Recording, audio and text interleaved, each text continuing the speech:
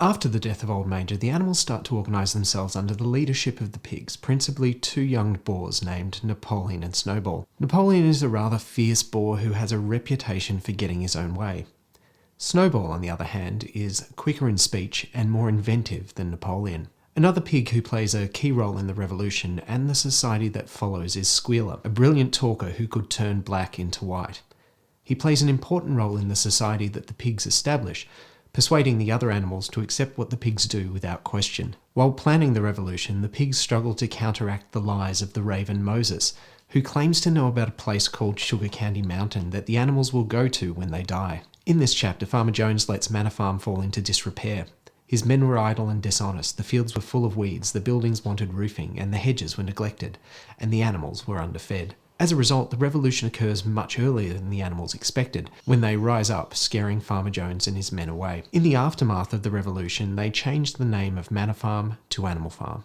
The farmhouse is declared a museum, and it's agreed that no animal will ever live there. They decree that no animal will ever wear clothes, burning the ribbons that had decorated the horses on market days, and the hat that Boxer wore during summer. In this chapter, the pigs formalise the principles of animalism into 7 commandments that are written on the side of the barn. Whatever goes upon 2 legs is an enemy, whatever goes upon 4 legs or has wings is a friend, no animal shall wear clothes, no animal shall sleep in a bed, no animal shall drink alcohol, no animal shall kill any other animal, and all animals are equal. At the end of the chapter, the animals consider what they'll do with the cow's milk when Napoleon steps in front of the buckets and tells them not to worry. When they return from the field, the milk is gone. In chapter 2, the animals rebel and take over the farm in a series of events that mirror the revolutions that occurred in Russia during 1917. At the time, Russia was ruled by Tsar Nicholas II. He was a brutal and ruthless leader, nicknamed Bloody Nicholas. During this period, there were food shortages in cities where peasants had flocked to start working in factories. Working conditions and wages were poor, and many of these people lived in crowded and unsanitary conditions. This combination of factors led directly to the Russian Revolution. There are many parallels between the conditions that Russians endured before the revolution and the way the animals are treated by Farmer Jones in Animal Farm. The animals are treated brutally, underfed, and worked within an inch of their lives, which leads them to rise up and take over the farm. In the novel, the teachings of Old Major become known as animalism. This is a clear reference to the idea of communism developed by writer Karl Marx in his 1848 book, The Communist Manifesto, which explained that the working classes would eventually overthrow capitalists and wealth would be shared equally. There are some other historical figures in the novel. Snowball is a representation of Leon Trotsky, who was a leader of the revolution. Napoleon represents Joseph Stalin, who, after a brief leadership struggle with Trotsky, went on to become the brutal and despotic leader of Russia for the next 30 years. While planning the revolution, the pigs struggled to counteract the lies of the raven Moses. He claimed to know of the existence of a mysterious country called Sugar Candy Mountain, to which all animals went when they died. It was situated somewhere up in the sky, a little distance beyond the clouds. Throughout the novel, Moses represents the Russian Orthodox Church. After the revolution, many church leaders found themselves on the losing side, living under a government that was opposed to religion. Many priests and believers were imprisoned, tortured, and executed. In early World War II, when Nazi Germany attacked the USSR, Stalin used the Russian Orthodox Church to rally support for the war. In the novel, religion is ultimately used by the pigs as a tool to control the other animals, convincing them that, although life is arduous, something better awaits them in the afterlife. Here's how Karl Marx, author of the Communist Manifesto, described religion. Religion is the sigh of the oppressed creature, the heart of a heartless world, and the soul of a soulless condition. It is the opium of the people. Essentially, Marx argued that religion can provide people with comfort and the strength to carry on in difficult circumstances. Marx, however, ultimately saw religion as harmful. With the promise of an idyllic afterlife, people would be less likely to rise up against the injustices of class structure and oppression. In the novel, the pigs ultimately use this to their advantage, inviting Moses back to the farm to spread stories of Sugar Candy Mountain. While he certainly participated in religious ceremonies, Orwell has been described as either an agnostic or an atheist. In Animal Farm, what he's really trying to illustrate is the way religion can be used by totalitarian regimes to maintain their control over people. In Animal Farm, George Orwell explains how power can corrupt. Like the USSR, the government established by the pigs in Animal Farm eventually becomes a ruthless and corrupt dictatorship where there's little freedom. The end of the chapter, when the milk is taken by the pigs, foreshadows the greed and corruption to come. So now we're going to have a little bit of a casual chat about this chapter. We're going to go through and we're going to do some annotation. Really good idea if you're studying a book like this to have a pen, to have a highlighter, to be ready to underline important quotes that maybe tell us something about the ideas and the characters in the novel, and give us some insight into the big ideas that it's confronting. That means when you go to discuss it later on, or perhaps do some writing on the novel, you've got some material to draw on.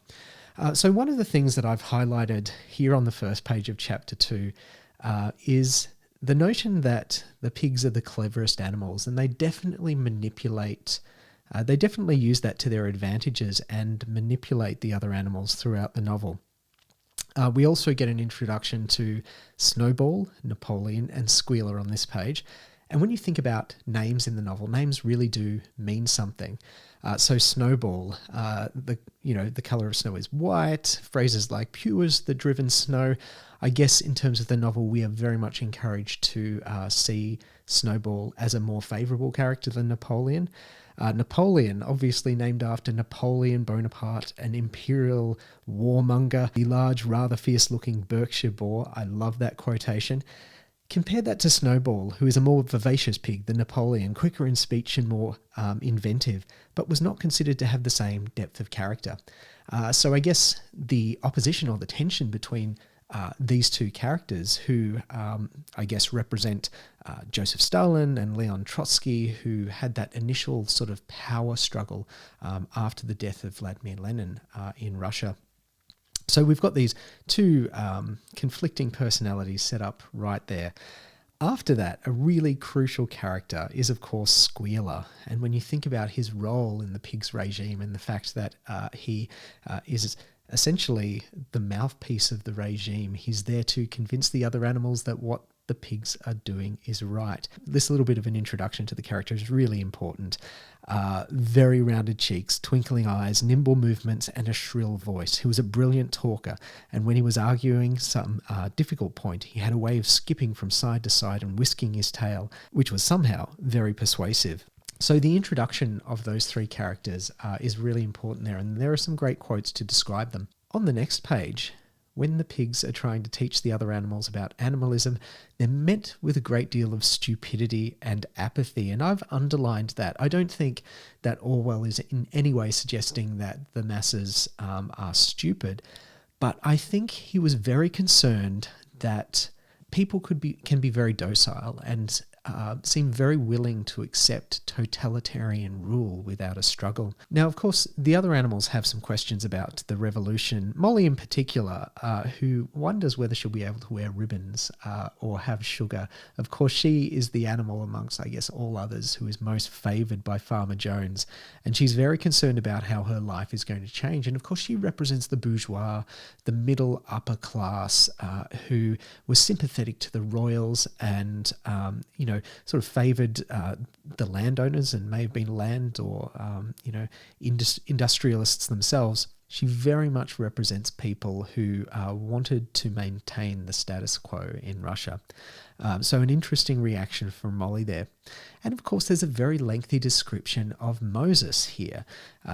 Speaking of names, of course, Moses is a biblical figure, and Moses in the book basically spreads the word of religion amongst the characters.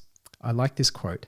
Moses, who was Mr. Jones' special pet, was a spy and a talebearer, but he was also a clever talker. He claimed to know of the existence of a mysterious country called Sugar Candy Mountain, to which all animals went when they died. It was situated somewhere in the sky, a little distance beyond the clouds, Moses said.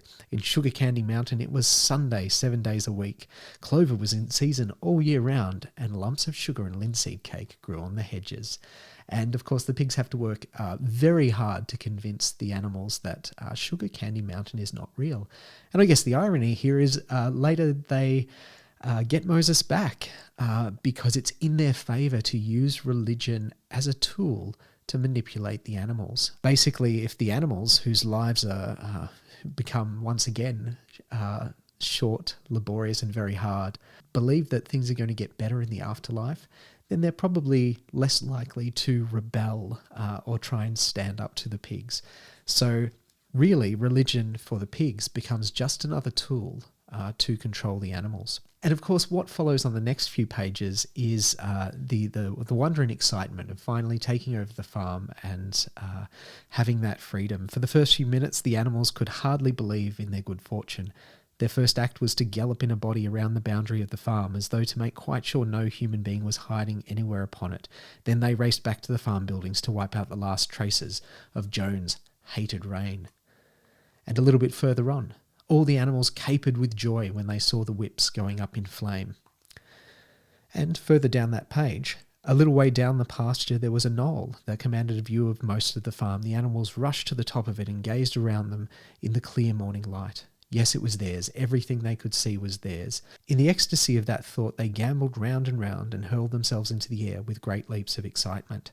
I guess this novel is very much Orwell's disillusionment with the Russian Revolution. So a society that was founded on that idea of making life better for people and making and working towards a society of free and equal human beings. That's why in these few pages we get the wonder and excitement of the animals described in such detail, because things are about to take a pretty nasty turn for our characters. What's interesting is when they go and inspect the farmhouse, that they discover that Farmer Jones lived in unbelievable luxury.